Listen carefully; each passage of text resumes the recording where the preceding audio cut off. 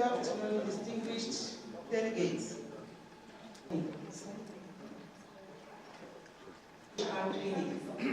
going to treat issues and trends in reward management. In the morning, our speaker, Mr. David Oye Igbimo, took us through another, that is the mega trends in the HR, in the reward management issue. And this afternoon we'll be opportuned to ask questions regarding what he took us on. And in the morning he also told us about himself. Now he's the managing consultant and the CEO at Ascent HR Consulting Limited. And he has told us his strength.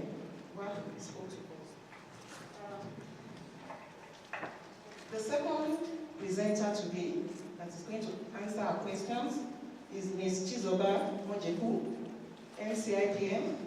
She's the HR Director at CBN, Central Bank of Nigeria, and she's also an expert in organization design and development, culture development, learning management, leadership and strategy support, HR process design, change management, particularly for technology and implementation, customer management. So you are all welcome to this session. Please, can you give them a round of applause for being here with us today to solve our issues? So, I would have loved us to submit our questions so that it makes it faster. I don't know whether people have done that. Have you written your questions? But you... There was a session in the morning. Okay, most of you were not there. It's okay. It's my pleasure, therefore, to welcome Mr. David Oye Igbimo and Ms. Chizoba Mojekwu. And we also have in our midst that will do the presentation for the speakers. So I will hand over the mic to Mr. David Igbimo. So he'll put you through what he told us in the morning, probably summarize, and then we now go on to the session itself. You've got to give us a few minutes, because since you went to the morning session to see if we can quickly set up so that you guys take notes of people's expectations from this session. What are your expectations? What are the trends in reward management? One. Private entrepreneurs to inculcate reward management in their own organizations, because most people feel that it's a new company, I don't want to start it. Okay, so from day one, how do you align it, to build the reward strategy for startups?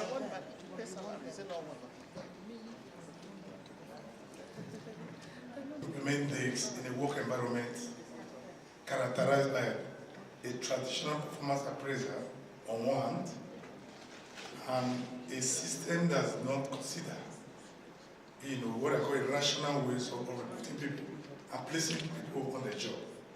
Excuse me. Sheriff, did you get that PhD thesis?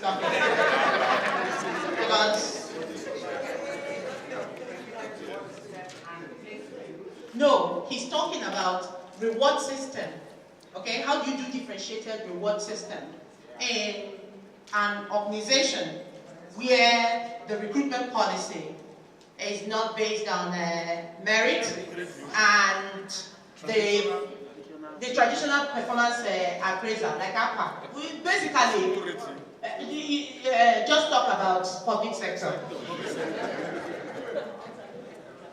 Yeah, for me, the key thing is how to tie pay to performance. Pay to performance. Now, I know when Amina was talking. No, just that's what you want. Yeah, she mentioned. Don't worry, pay to the honeymooners. He will. I'm sure he was there when Amina was talking about the honeymooners. Don't worry. In fact, we even have mercenaries. Those who come do provide solutions for you, collect the money, and then go to the next organization. Good afternoon. The question is, should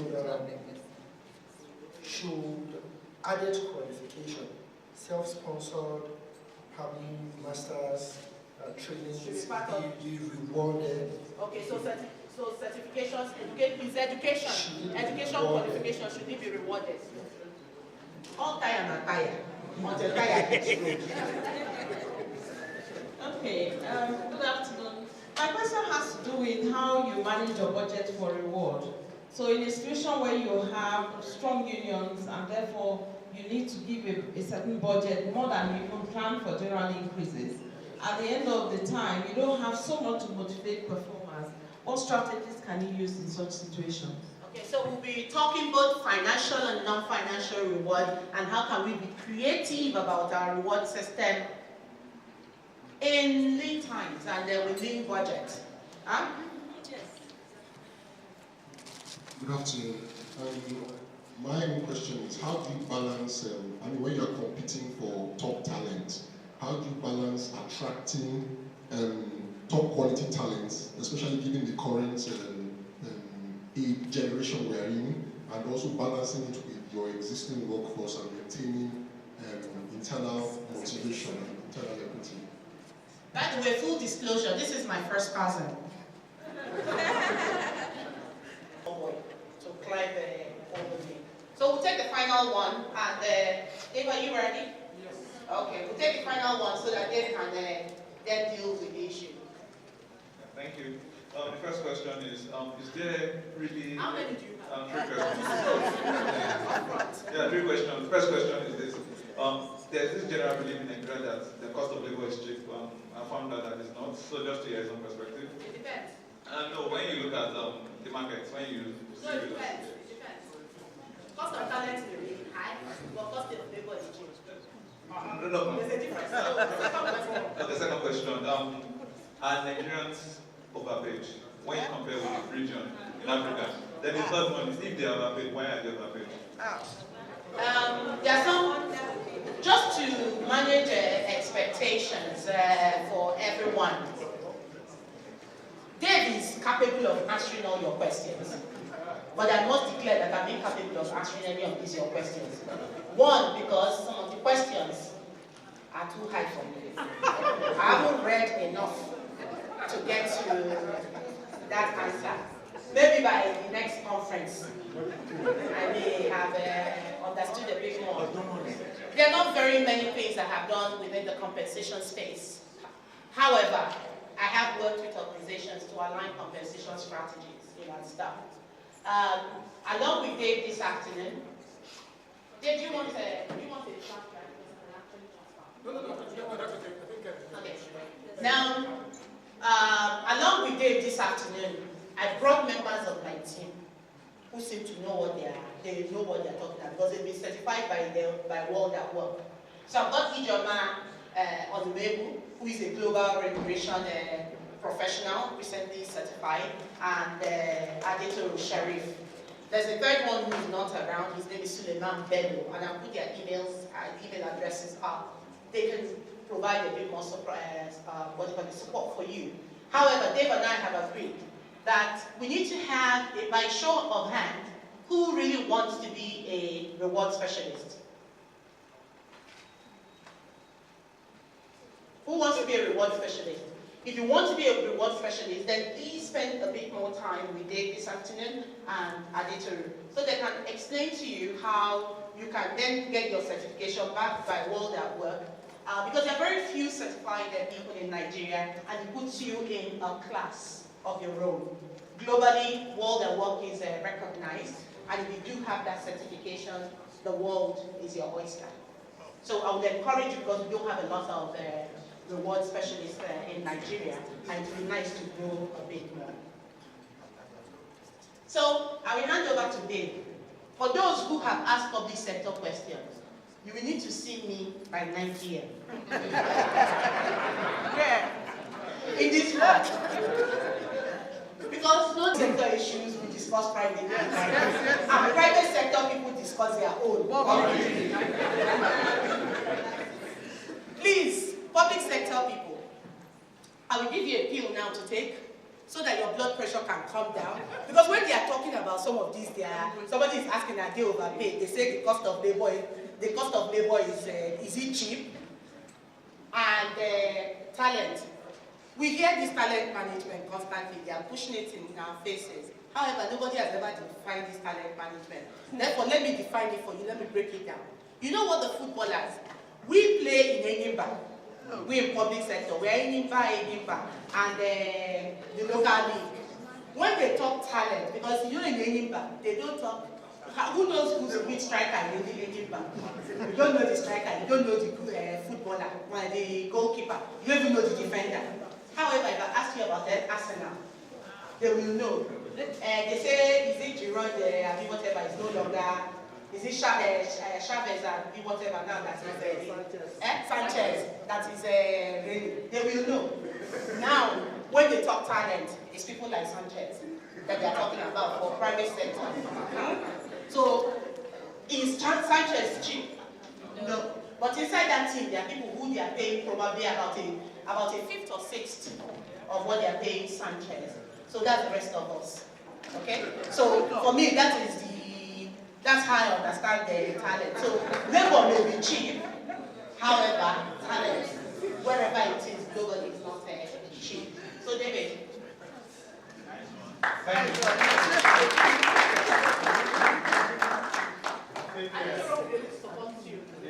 Chizoba has done fantastic work. So I think we should just put light and then go. Right. Okay, so I think what we do, we start taking the questions that you have already given. And then while we're doing that, hopefully we have more time, and we'll be taking more from what you're writing right now. Okay? Just to get a sense of it, right? By show of hands, how many of us were here earlier in the morning?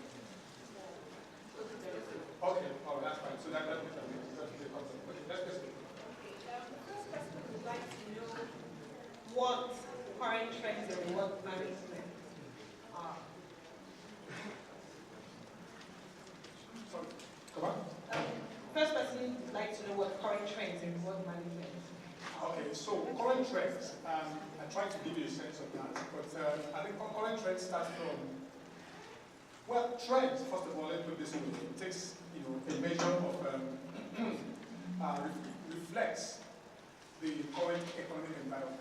So we found that there's a response, and the response is also, the response is to how the economy has played out, and how where companies, or should I say employers, found themselves, and they are responding on that. But let me give you a sense of a very quick overview. Number one is that there is what you call segmentation, which I mentioned to you. It's called segmentation, it's called differentiation. I think Chizoba also tried to focus on that as well, very mildly when she was talking. And that's the fact that same rule no longer applies to everyone in the organization. You will have to segment your talent, or should I say segment your workforce population. You will need to separate, right, your critical talents. And that's what has been, in many places, people are taking offense. But I'll tell you, there's no point taking offense. We all know that in organizations, that those people who, they are more important than the CEO, I dare say.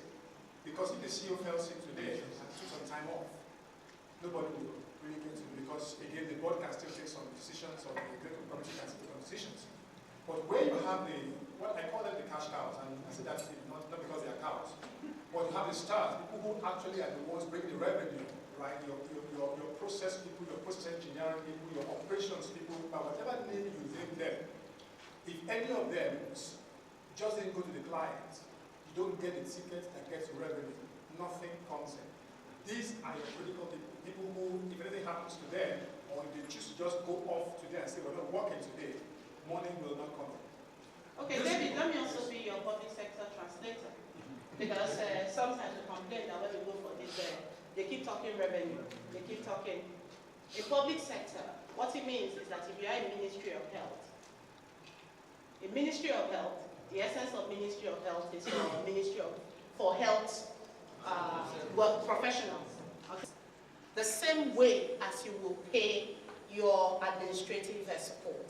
So your health professionals become core to your organization. So for every organization, there are people, there are skills that without those skills, that organization cannot function. Mission.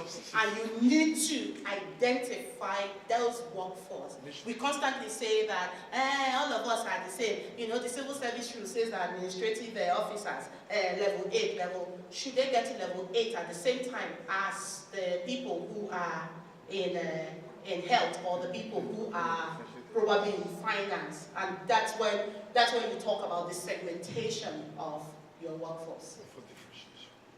So the other trend that I want to mention to you, which actually should be very...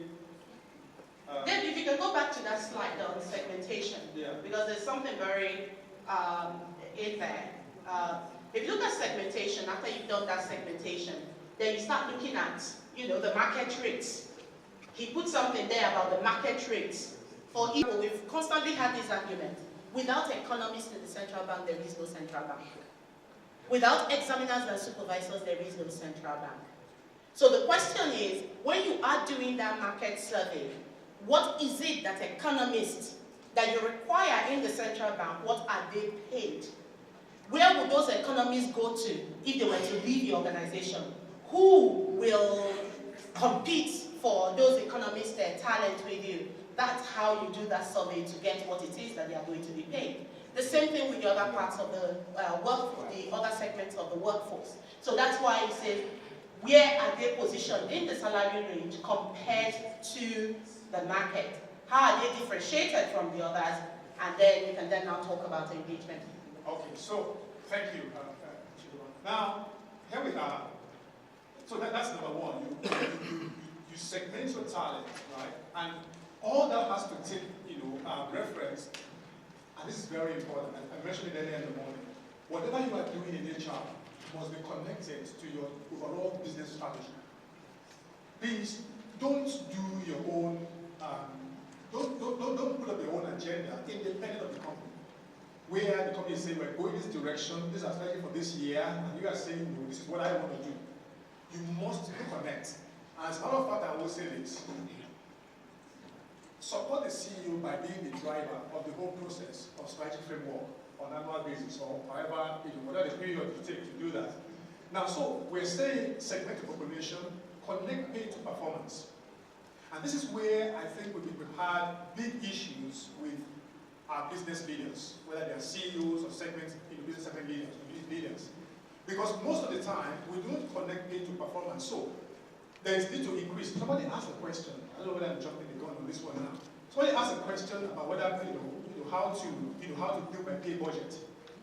When you go with your pay budget without any reference to company's revenue plan, to company's profit plan, and all you are saying is you just brought the cost on it.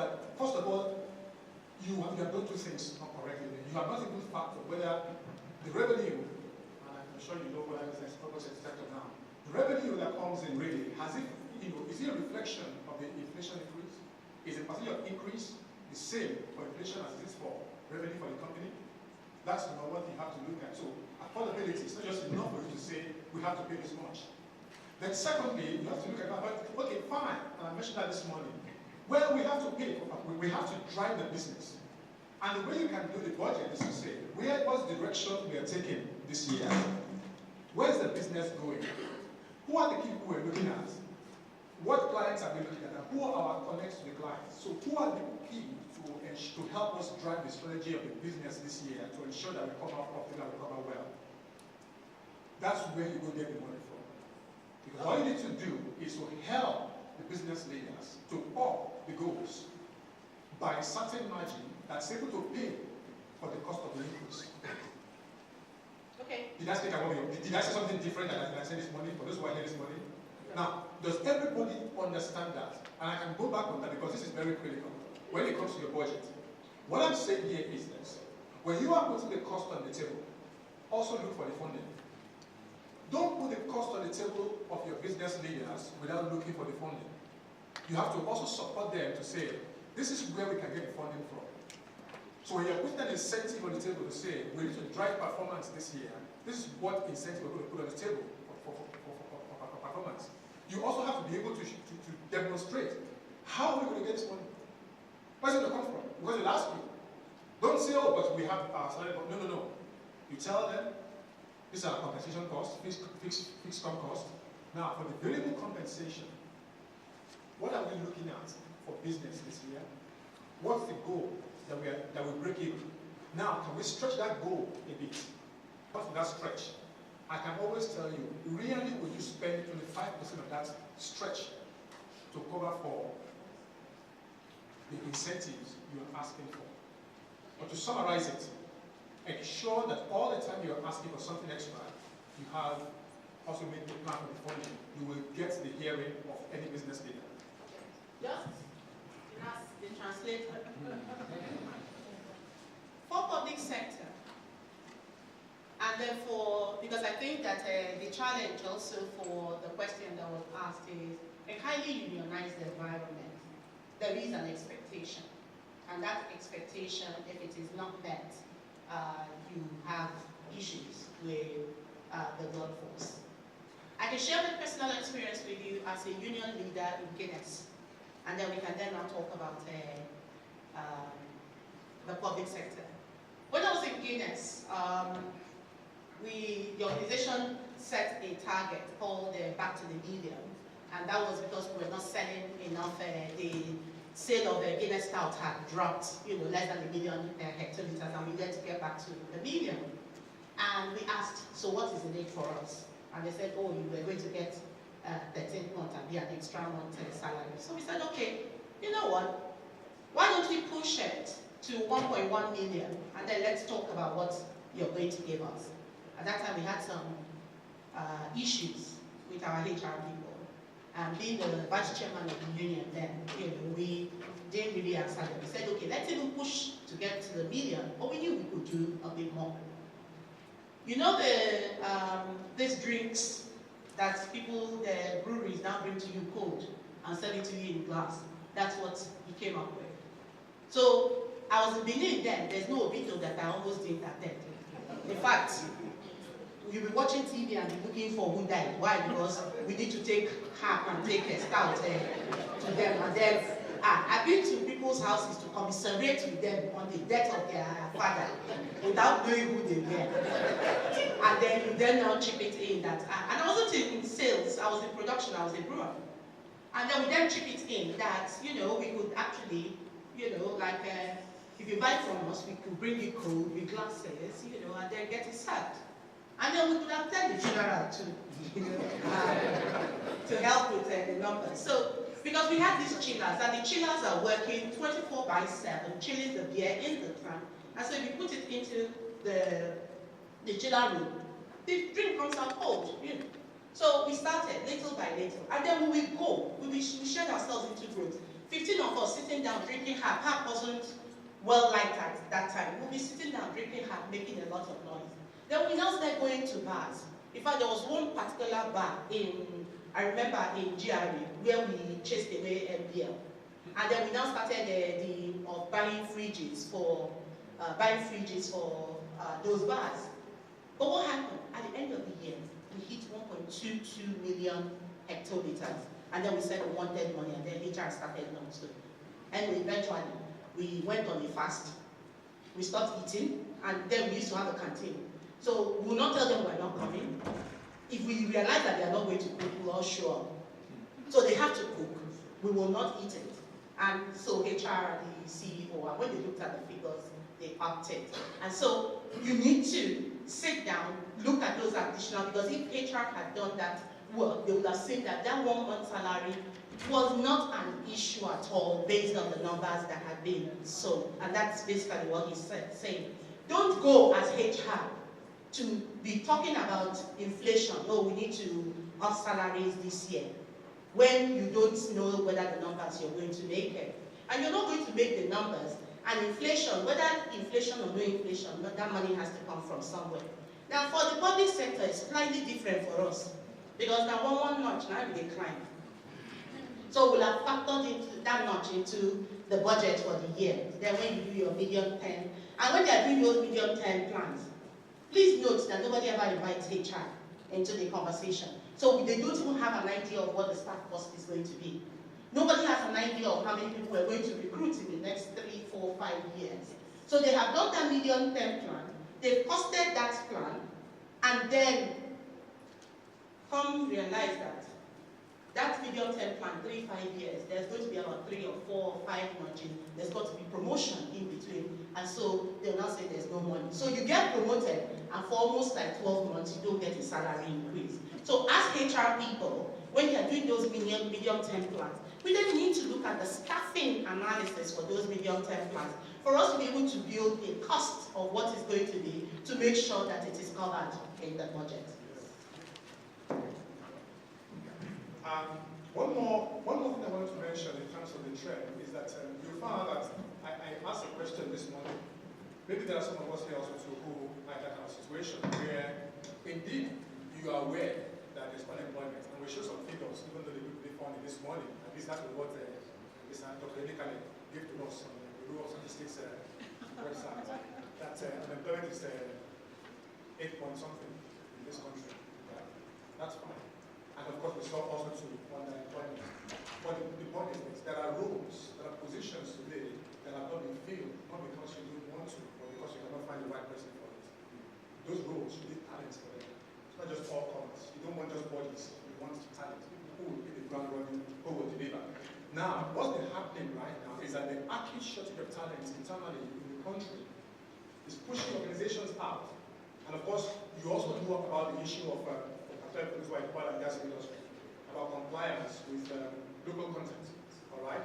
And they will say to you, you have to go and freeze position with a Nigerian, otherwise you're going to bring an expatriate here, you have to bring another 4 Nigerians who will study, and they will be here only for 2 years, you know, and all those compliance requirements. Now, the question then is, you begin to now look out for Nigerians in diaspora.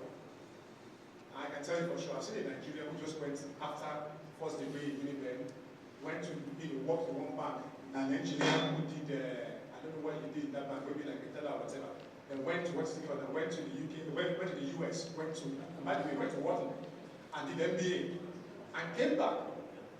And he was already on his way back when he was contacted, but because that we had to, on the CV, we had a US address there, it became an issue. I mean, you know the story, right? Actually, we are laughing.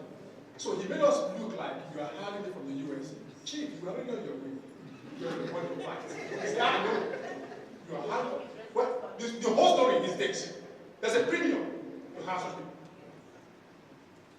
And interestingly, it's taking a turn now. In fact, Nigerian graduates today are moving out to go and do their masters in Warwick, and telling the amount of money given in this country and the kind of education at master's level, sometimes only required. It's crazy.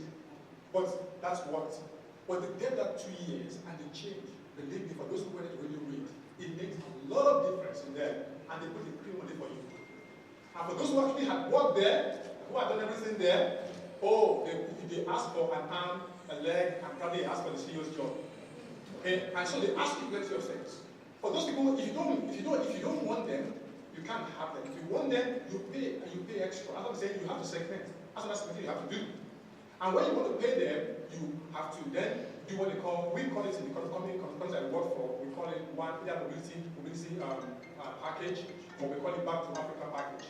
And so they come in, you are paying for their housing, not your normal housing allowance, because they choose where they live. They live in Lekki, Lagos, and where they live in,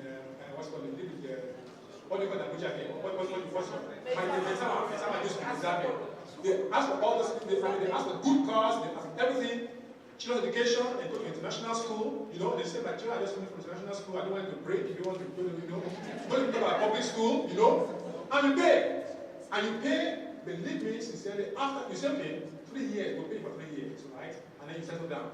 When it's getting to 3 years, they step on your door and say, I want to leave. Either you transfer me out of this country, I want to leave your company. And possibly somebody has been talking to them as well also. You know what you do? You pay permanently on that until you are able to build the pipeline so that you can build the debt, you can fill it from within. So you have to segment and so we've been seeing that trend as well also.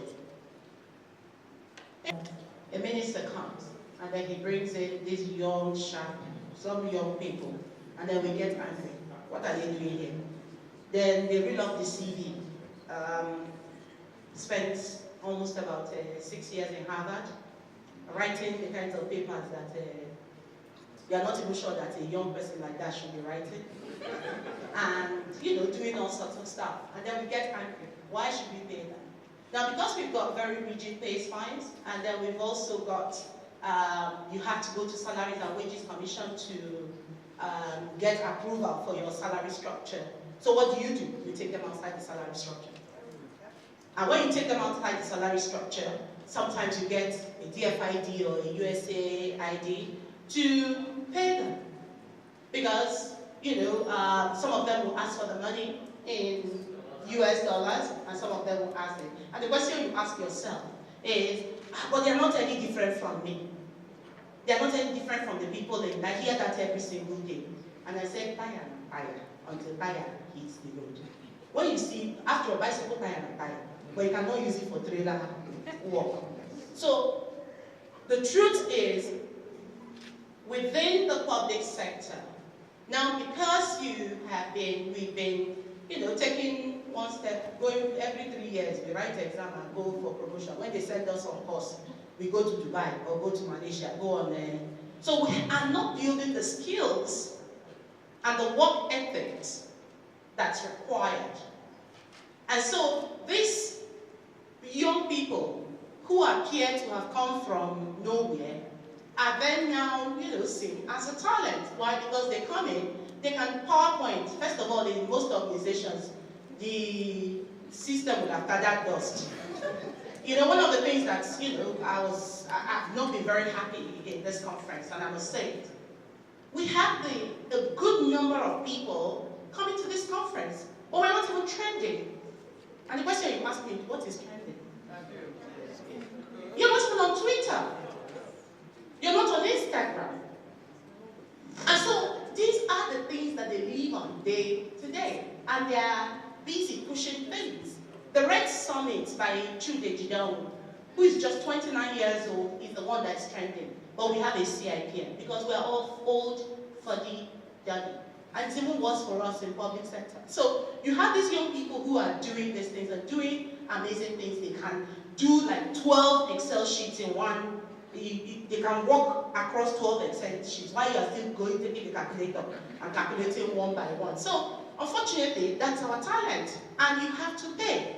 Because if they have to, if you are going to go and look for somebody who's done stochastic modeling, that stochastic modeling, it's not something that you just see on the way.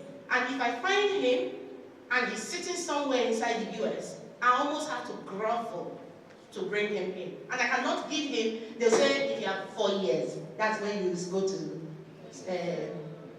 go to grade level, something. No. What grade level does the guy want? Come and just do this work. And that's where the trend that we're beginning to see. Even if he has to be taken as a consultant or as a contractor, and then you give him a 5-year contract because you want to lock him into that 5 years, that does not mean that he's going to stay. Because after 2 years, when we pissed him off royally inside the organization, because we spent all our time saying that they pay him more than us, so do the work, then the guy just carries his things and goes away, and we're still down to where we are. And some people find like CBN Finance Corporation, African Development Bank, they step into World Bank, they grab them and they pay them, they pay them dollars. Yeah. No, we'll get to it. I know that it's okay. From. So let me mention one other trend that, and this you must, because again, these are the ways you demonstrate to the business, right, that you are really connected, you are driving the business, from the employee, perspective and from the work perspective. You must be able to integrate. There must be a connect between the talent, the career ahead of the talent, and the work management. Very important. Now, what does that mean? Okay, so for instance, this is a career framework, right? These are the grades, for instance, in organization. Okay, and this is using the Watson Wyatt global grading model. It could be A, it could be Peterson, it could be anything that you know of, right? And this is the salary ranges, of course. These are the salary ranges, as you can see. Okay? So this salary, these are the grades, and these are the career stages, as you can see. And when you're looking at, for instance, say this is base salary, goes normally, but these are the incentives that you can use, as she has mentioned. I don't typically have problems, with this back to Africa or wherever the talent is and everything. All I want to show is that the budget of the hiring manager or the manager of that employee or that candidate who will be the manager can handle that thing. Once I do it, I can say, this salary is nothing. What you want at the end of the day is the total cash. By the way, you should speak total cash now. It's total cash. Don't let me tell you my visa issue. what's your worth, what's your net worth, completely put it down on paper. And then you can grab that money and you can just split it the way you want. And I told you earlier this morning, split it in a way that you are doing at the very minimum. You are doing 60-40. Don't go and do 80-20. 80 base salary, fixed allowance, what you call guaranteed cash. You go and do 80%, then you put variable on 20%. The day business cycle goes down, you kill the company because your cost is like this and your revenue is like this. But when you have tied all this to the business, connect to performance, both business and individual. As this is going down, money is going down. You say, I'm short paying. We're not short paying you. There's no business. So we're here. So nobody, except those who are really bad, we're not asking anybody's head. And when everything goes up, everybody goes up as well. And that's why you find it will work. It's like you pay your salesman a high salary. He won't go out and sell. It's like, whether we sell or we don't sell, there's what? Money. But when you make his salary about 30% fixed, 70% variable, and 70%, in fact, if he sold over and above target, up to a particular margin, he can even get 100%. He won't sleep at home. And that's the whole idea. Okay? So integrate the career with the comp program, with the career stages. It gives also to the employee the motivation to aspire. We find employees not engaged from research. Because, okay, so even if I get that position, what's the need for me? What's the big deal? And once the employee says that, if the business is engaged, his parked his brain somewhere, and I can tell you he's busy somewhere doing EP. Like Dr. Kane said, the guy he thought was getting trained was writing, actually was calculating his allowance. Those are disengaged employees. And if you also think about it, on the left is the non-financial reward. And on your right is the financial. Because career is a reward. Career is a reward. There is an assumption that everybody is motivated by money. And if I tell you my personal story, I was working in Guinness. I worked there for 11 years, heading on to my 12th year, when I decided that, one of the things, they say a rolling stone gathers no moss. I changed that. I told my mother, I argued with my mother, moss is algae. Moss is not good. It means that you are finished, you are dead. That's why something is growing on you. That as I'm rolling, I gather velocity. And then I cover distance. Because the algae, she was a civil servant for 35 years. She was a teacher. And so she couldn't understand why you should roll. I've changed job. I think this is my 5th organization. And this rolling stone has gathered experience in different areas, good and bad. But money has never been a decision, the reason why I changed jobs.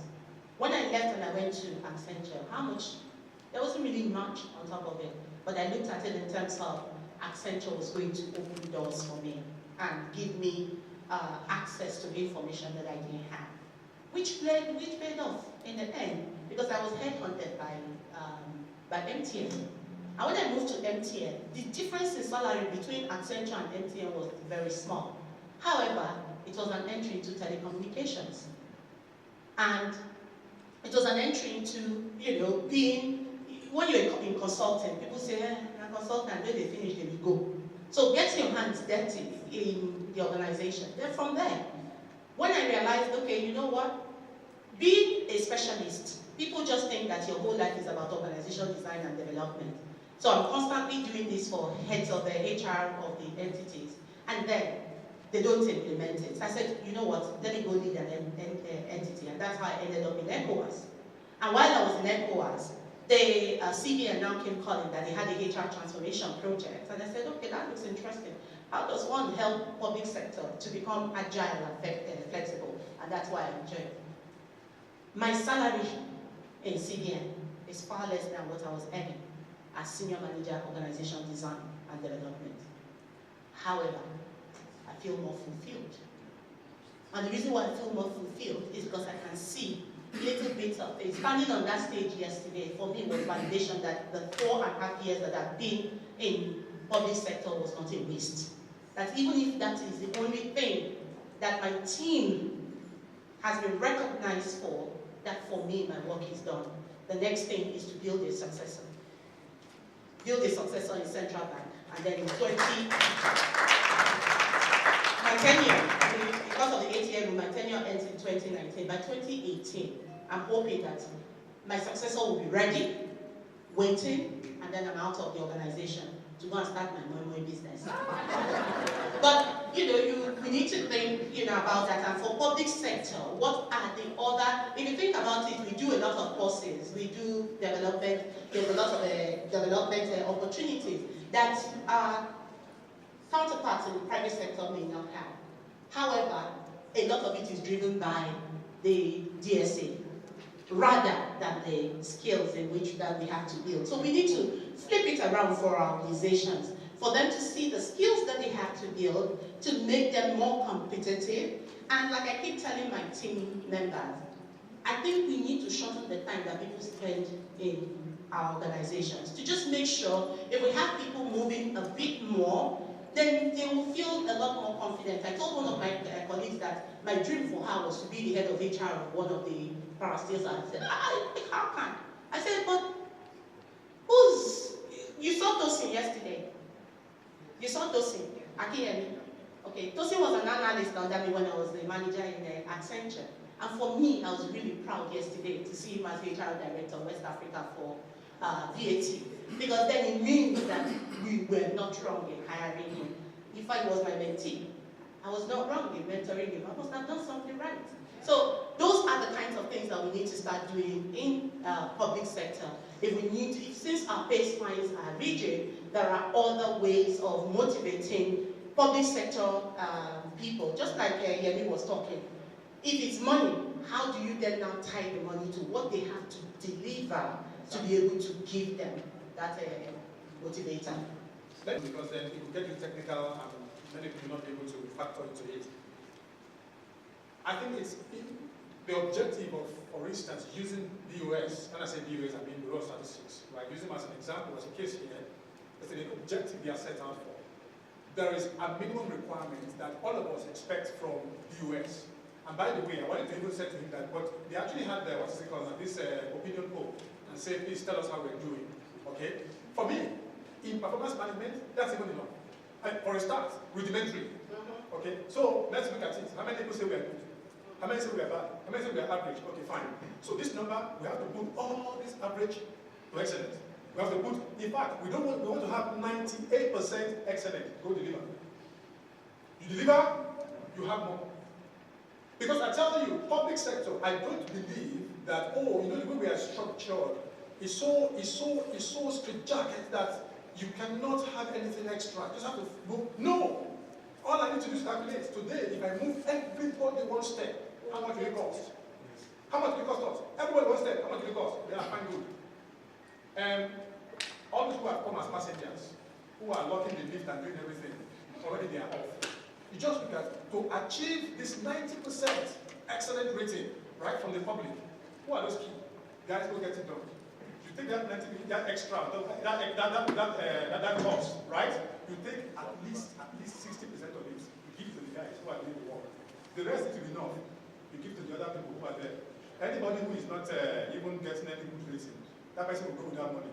And you say it's at that grade, open the door.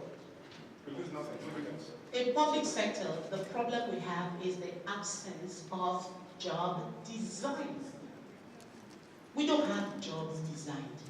So you talk about the grade level, but not about the responsibilities that people are supposed to have. So you spend all your time holding people here and never hold people here. If we design the job, which is what we are planning to do in Central Bank, to say that you are the recruitment officer, you are not a HR officer. You are the recruitment officer. And as the recruitment officer, here is your job schedule. And because this is your job schedule, this is what you are supposed to deliver. The recruitment analyst or assistant under you is supposed to do this. And so this is what you're going to hold that recruitment assistant responsible for.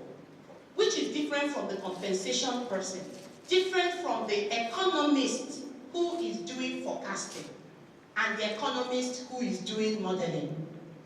So until we get to that level, because then when you have defined those jobs, the next level is a job evaluation. All jobs are not equal. All jobs are not equal, and we need to recognize that. We can no longer afford to do a one-size-fits-all. We can no longer afford. And that is why I am one of the strongest proponents of the fact that the office of the head of service has to be staffed by certified professionals. Because that is the office that defines HR practice for the public sector. Because if they had defined that all animals are not equal, then when we then now set up a department, we set up the jobs, then we value the jobs. So what we then now do in the head of service is to do that framework for the grades and what they either way pay or what the job value is. And for every job before you set up the job value, so that at least you have an idea. So that if this economist is a smaller economist than this bigger economist, then people then now know where they fit into the organization. Without that, it is impossible to do performance management. It is impossible to reward performance. Because anything there that you are doing is just juju. And it is just favoritism. Where I look at you, I like you, you dress well, and then you were nice to me, then I pay you. What is the thing that is bothering you? I'm happy to be here. But don't give us a lecture. No. Quickly. I'm not going to ask a question, but I will make a comment. I worked in the public sector for years. But few of us who know me have been in the system for long. I retired as a director in NDS. I had the singular privilege of NDS. Quickly, NDS. And I worked closely with the central government under the FS 2020 on strategy. I was the director of strategy. I was DDHRO. I was DD research. I was director of claim resolution. Why am I saying this? Sometimes we overgeneralize. Public sector, when you include CBN, NDIC, CIPEN, come and rest. I said, no, we are getting it wrong. Because there are institutional differences. I have my own experience, and I can tell you, when it comes to reward management, total reward management, there are usually 4 conflicting challenges. One is cost containment, performance improvement, risk management, and then talent engagement. It's usually a delicate balance. Now, Prince, let's talk honestly. Is there a segmentation? So, that's what I'm coming to. So in the public sector, when you attend a course in Harvard, Michigan, Orange, all of them have attended. Even Michigan, advanced HR, Orange, all of them will tell you about different workforce differentiation and differentiating reward system. And I say Nigeria, particularly in the public sector, even parastatals, it's difficult to do. It is not. I'm coming. I'll give you 2 reasons. I don't. Let me give you the 2 reasons. The reason is that who comes in as employees? How do you get them? See, I'm coming. Let me learn. You know Just what? give me. Okay, let me go forward. So what I'm saying is that when we had the opportunity of going to Federal Ministry of Finance, I have experience. They came with their KPIs. And the minister just told us, look, I'm not interested in your input process, bedroom KPIs. You are set up as a institution. What's your public policy? What are your outcome KPI? We are not interested in that. So what I'm saying, using the balanced scorecard perspective, we found out that every staff has a role to play. Not necessarily those making profit. That is where I was coming to. Okay, no problem. So, but sure, you don't directly connect. However, their processes will deliver on those outcomes. So some people will have process measures and some people will have outcome measures. And in balanced scorecard, the balanced scorecard is never balanced in terms of 25% of whatever, 30% in learning, maybe 20%. It's not the same for everybody. Because there are some people whose own is way more heavy in terms of customer. And you need to respond. So that's what's that segmentation. Since you can segment your balance scorecard, why are you not segmenting your workforce? You know, one of the things that drives me crazy is when public sector tells me it cannot work. When they tell me, and as far as I'm concerned, it is because we have never looked at all that information as raw materials, then come back and say, how will it work for us? I did not agree with the ministerial, whatever, yesterday, the one in health, who was saying, oh, we need to come up with our homegrown. Let us stop coming up with homegrown. There are solutions out there. Take those solutions and twist them to what we require in Nigeria. These people started from somewhere, and they have already done the hard work for us. Take it, understand it, and then let's see what are the basic building blocks that are not there that we have to put to be able to utilize this. And, you know, that's why I keep saying that we can say whatever it is. You know, MDIC, CBN, we're different. We are not that different. We're not that different because there are many principles that are still holding us into the public sector. The best fines. If we wanted to be really private sector, they've gone broadbanding. They've gone broadbanding. But we need to take people gently. And I recognize that. That's why we're not in CBN now. We are not even talking reward strategy. We're actually even talking what work needs to be done. The first thing we did was to look at our strategy. Where are we headed? Now, in trying to do the performance management, we realized we don't even have an idea of the expectations for each person. Let's clarify that expectation. Then we can then now go and look at our performance management. Because the problem is not the performance management, it's the implementation. And then how can we help our line managers to use the performance management that we have, understanding what it is that their people are doing. Then let's even, I'm not even talking about the grade, the rating we give the people. Start the conversation. Let's have the dialogues. On a monthly basis, ask, what are you doing? How far have you gone in what you're doing? How can I help you? Now, once we can get into that space, then achieving those goals become easier for us. And as we start achieving those goals, then we can start talking about our reward system. How can we use our reward system to drive us in to achieve further? But he said something. We have never done perception surveys of all our ministries. What do people think about us? Let's even start from there. Okay, they think that we are bad. 5%. That's the approval rating that we got. Can we move it to 10%? So what are the things that we need? What were the things that they complained about? Let's fix some of those things. And as you fix some of those things and get to 10%, next year you set 20%. At least that's even a good place to start. In fact, one of the things I'm taking away from here now is that I will go back to my strategy people. Rather than do the internal surveys of what do I think about communication team, why don't we do the external surveys of what do people think about the Central Bank of Nigeria? And then let's start from there. To start, everybody, here's what they think about us. Here's what we need to do. Okay, let's start doing it. And then we set a target. We want to move from 5%. We want to get to 15 or 20%. And then when we get to that 20%, okay, what are you going to give us? Then he says, oh, I'm going to give you people this. All of us will go and work. If we get the 20%, we get whatever it says. And I think that's a good starting point, even for those of us in public sector. As we go around, let me focus on one question that I believe we don't have touched all the way through, and that's the fact that our Nigerians are paid higher than other countries. So let me say this. Don't engage in cross-country comparison. Every country is a market of its own. I'll ask you one question now, and I believe you should know it if there are reward experts here. Which country, all over the world, is paying the highest? All over the world. Nobody. I can tell you, for civil service. We'll come to that one. The reason why I can tell you for civil service is because the UN benchmarks against the highest paid civil service of the world. And changes. There are two countries today, and if I tell you, you will never believe it. Just take a guess. Eh? Wonderful. Try another place. Eh? Turkey? They don't even have money. They don't have money.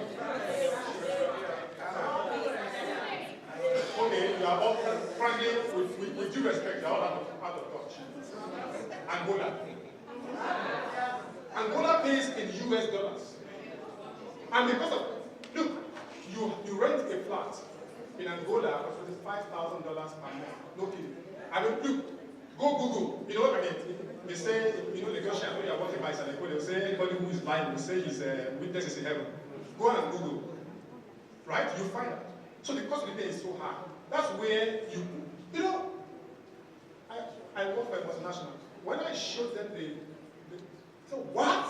And America almost went, you know, they went red.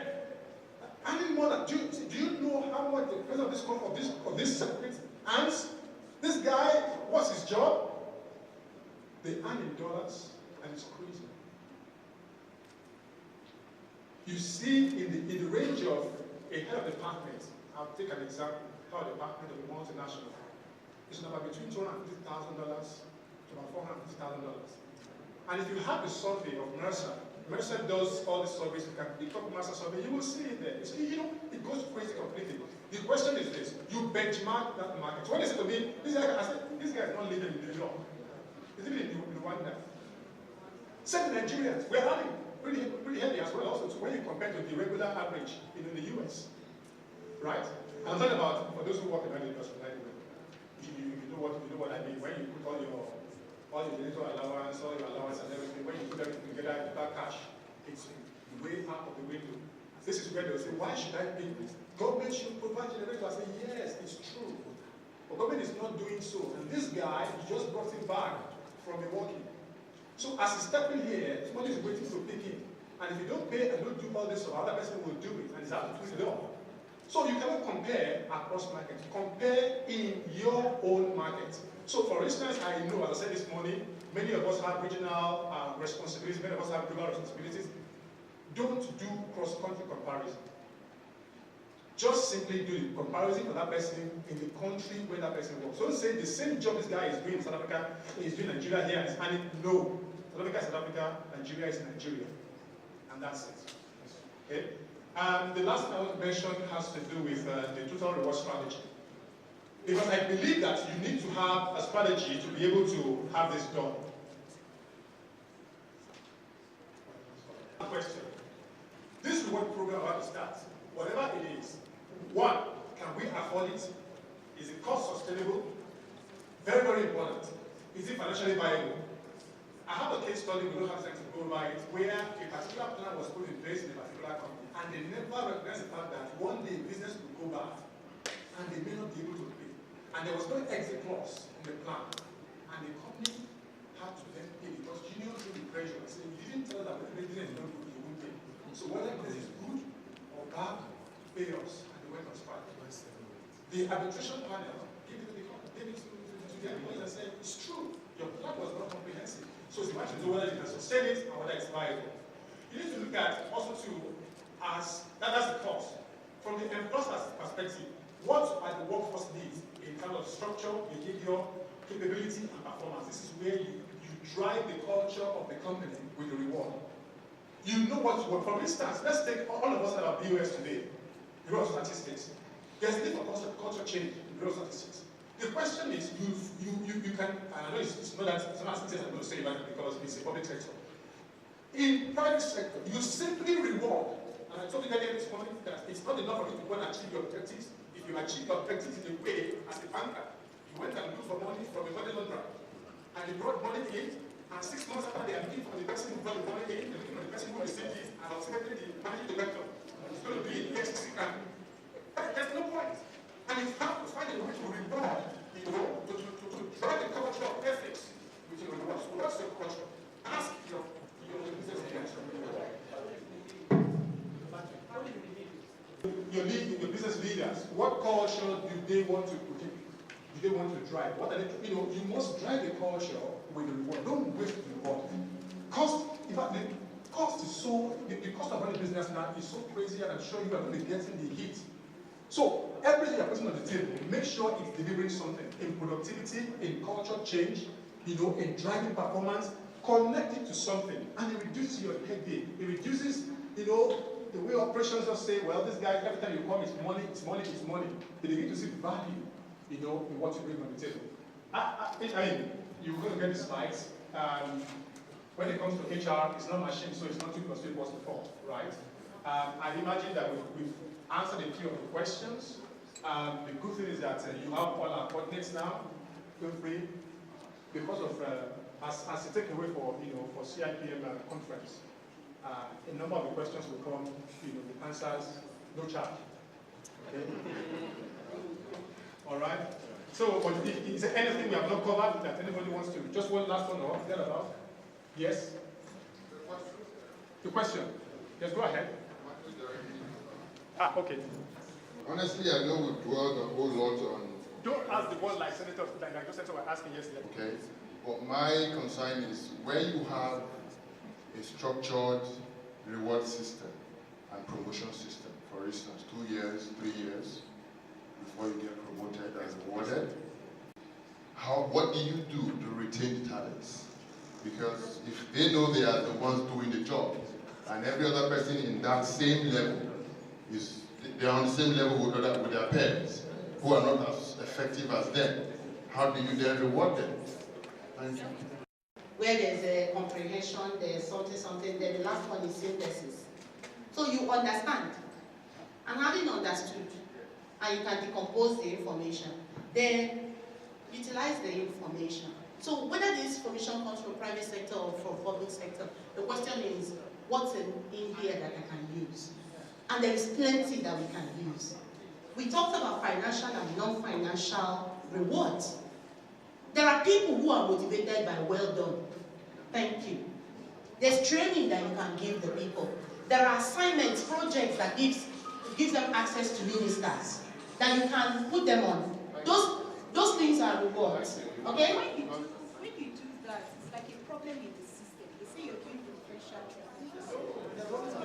You know the reason why you are, because you have not even defined your talent segment. Half the time, like that's what is being saying. That when you recruit the people, you are not recruiting them because there's a job. You are recruiting them because you need to give them a job. And so, having you recruited them to give them a job, can you call them talents? You can. When you've done your segmentation, you can. Because sometimes in that hit and miss, you hit a good one. You may have 90% miss, but 10% may just be the hit. And one individual that you bring into the team, because at the end of the day, I call talent a solution provider. A solution provider. I have a young lady on my team. I have a young lady on my team. I can go to sleep. She reminds me, she will do the ticketing, she will do everything. I should have chosen which airline I will travel with and what time I will travel with. Because she's that proactive. Will I not want to have that person in my team? It's not because Sheriff is here. When we did our compensation survey, we did a compensation review last year. Do you know when I saw the presentation? I saw the presentation that morning as I was going into the management meeting to go and defend it. Why? With him, I can go to sleep. With him, I can go to sleep. I'm never around when they are doing promotion. I have never been around when they are doing promotion tests or doing the interviews. Never. I'm either out of the country or holiday or something. Why? Because there is a film. There's a film. I really have no clue how they do recruitment because there's a requirement. Because they are on top of the... But there are some people that if I give them work, I need to find all these 7 people to follow me to watch that individual. And at the end of the day, I still have to take that work from that individual and give her to that person. So there are some people you don't pack. They are just numbers in the office and just they go yourself. And you know what? We've changed our promotion process, and that's the reason why we were commended yesterday was that we had saved the organization 205 million naira per annum from doing online testing for recruitment and for promotion. We changed our promotion process to behavioral interviews, competency-based interviews. That's what our promotion. So it's not, we don't ask knowledge questions anymore. We've set the expectations for each grade. So show us how you have met these expectations at the current grade. And then what are you going to do at the next grade? And at there, the tire. That's when you realize that that tire has no air. And then they come back, I was not promoted. No, they did not promote me. And I said, who are these people that didn't promote you? Or they come to me, madam, you now due for promotion. I said, hey, I know that you are due. You are not due, you are eligible. You are eligible for promotion. Do follow the process. And then, madam, I just came to tell you I have done the interview. I said, I hope you performed well. And the truth is, I do not see the names of anybody who is promoted until when I'm doing the mails when the decision has been taken and I'm doing the emails. It's then that they give me the spreadsheet of the names, then I cut through the names to put it in the email to be able to send the mail to say, congratulations, you have been promoted from this grade to that grade. That's the only time. So all the conversations that we have at our management level, there is no ID number, there is no name. We're holding conversation based on criteria, based on principles. So things can work in public sector. The truth is that it is dependent on us as HR professionals. Chizoba, so one second, I want to just before we get to that one, to that gentleman's question, really, if indeed, I mean, it has been realized and there was a goal, right? If there was a point where there was a discussion and there was a question of if you could save so much, you will have so much, no extra cost to CBN. What, I mean, if we have to go and either go to anywhere to go and amend that rule, why can't we do it? But the point is, if we're always afraid to do it, you find that 20% will doing the work, 80% of the passengers, when it's paid, everybody gets paid equally.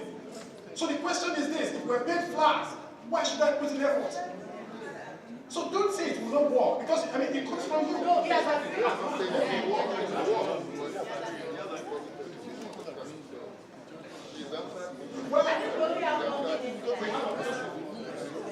yeah, just one more question. Okay.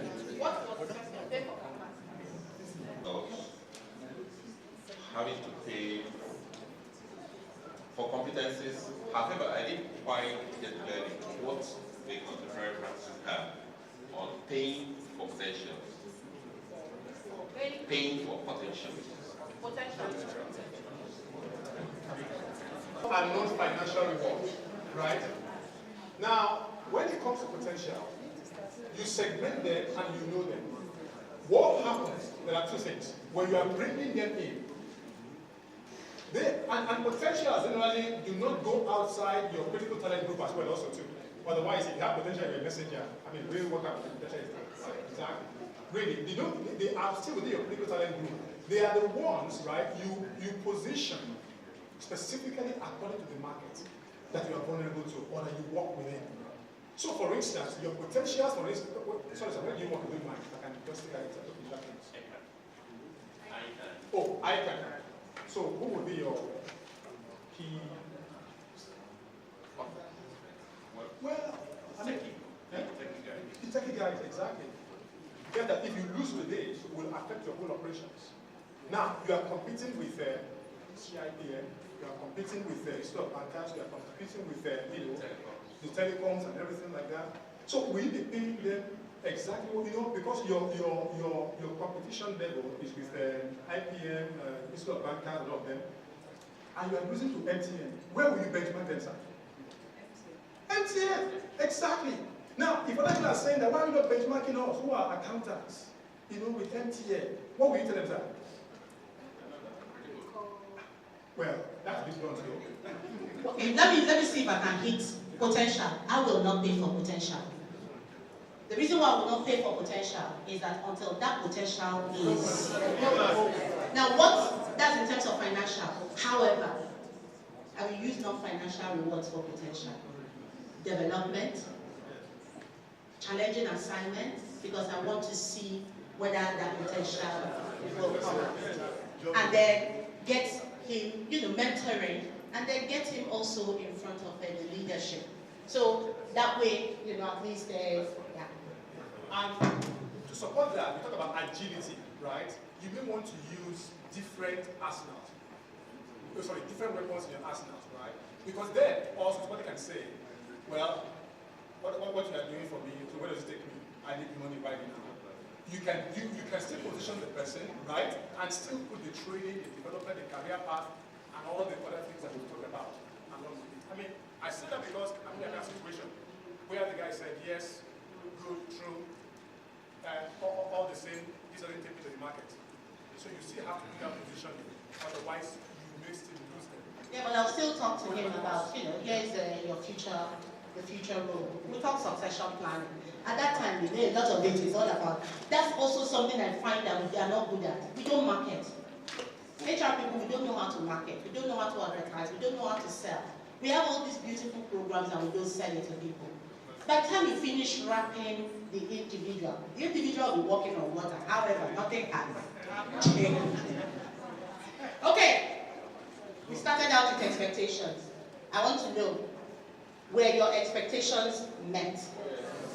Your expectations were met? Yes. Okay, so they will pay me. Thanks.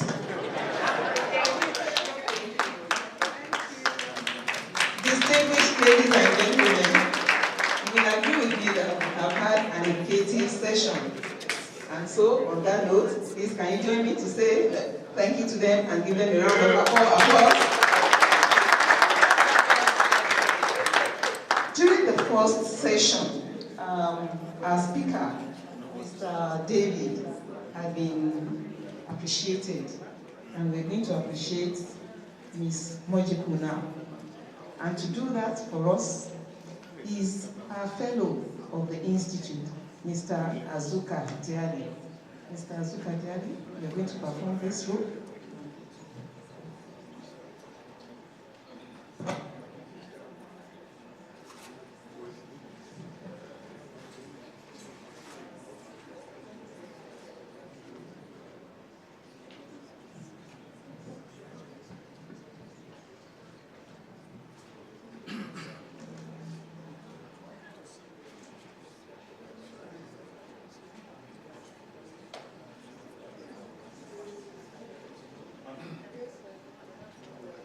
What more can I say? I've heard so many things within just 1 hour plus that I have not heard in my entire career. And I'm speaking the truth.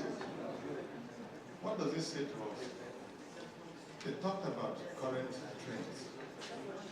If you don't get exposed to current trends, you're getting nowhere.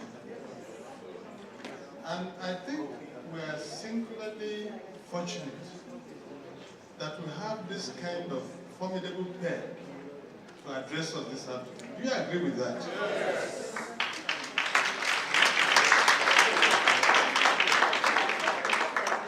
I couldn't even hide my feelings. From time to time, I try to chip in something, admiring this wonderful set of people. Yeah. Quite frankly, as I read your faces, I know that there are people here who would not want this session to end. Yes. And one of them, I'll be the leader. But I think there's another opportunity. All we need to do is to pray that God will spare the lives of these ones and those like them. The more of such people that we have, the better will be. We'll get there. So, it is my singular honor and pleasure to present to you Chizoba Mojekwu, MCIPM, HR Director, Central Bank of Nigeria. You have done wonderful work. It's a good job. I'm not so happy with the way the plaque reads. It says as guest speaker. But okay, I just add a brilliant guest speaker.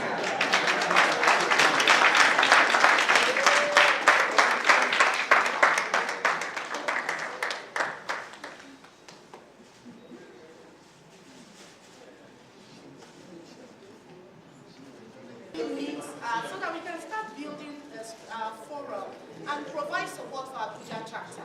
We don't come out for the chapter meeting, and it's very, very important, so that we can then now build the public sector in the Abuja chapter. Because if there's got to be a change in the public sector, particularly following what the head of service said, then it is up to us. we should be the advocates and the voice for that change, and until we start coming out. So please, let's just quickly meet now, and then so that we can see our chapter people and then see how we can connect.